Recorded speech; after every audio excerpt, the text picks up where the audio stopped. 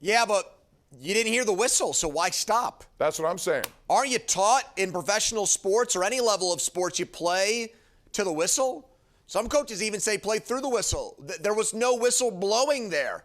And it wasn't like there were 20,000 people at PPG Paints Arena where you couldn't hear yourself think that late in the game. It had thinned out. It was an overtime situation. Come on. Was it a bad call or a missed call? Absolutely. But there could be two guilty parties here, Bob. We can get on two different components of that game-winning play. A missed call. But once the call is missed, what are you going to do?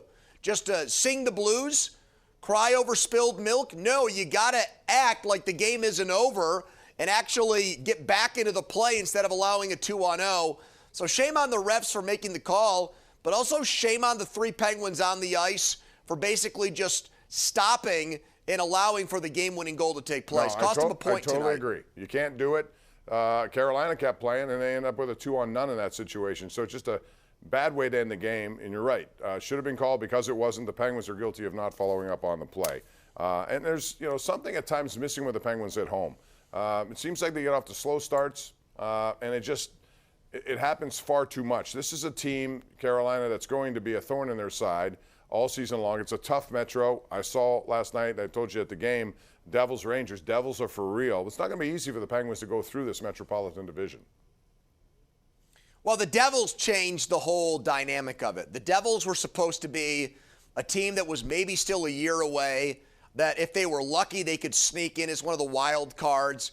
They weren't looked at before the season began as a legitimate threat to win the division. That was still Carolina, the Rangers, maybe to a lesser extent the Penguins, the Capitals. Maybe the Islanders could get back into it after missing the playoffs last year. Now, the Devils were supposed to be a team that was too young and too inexperienced, Bob, to win.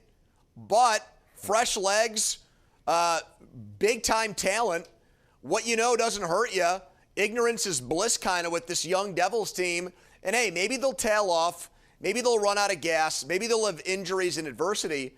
But right now they look like the class of the division, and that means that a team that we thought was going to miss the playoffs was going to make the playoffs is now going to miss the playoffs, Bob. So who is that going to be? Right now it looks like Washington, who's below Pittsburgh. But, no, I mean, it takes away a playoff spot from a team that thought they could maybe pace themselves over 82 games and then take their chances once they got to the postseason. The Devils have a good head coach, too, a veteran who's been there, Lindy Ruff. They play for him, and they're young guys. A lot of them are 21, 22 years old, so they're going to be a thorn in the side of a lot of teams for many years to come. We're going to take a break. When we come back, we'll talk about the Steelers. We want to get your call on all of this, so call us at 412-575-2600. This is the Ireland Contracting Nightly Sports Call on Pittsburgh CW and also simulcast on 93.7 The Fan. We're back in a flash.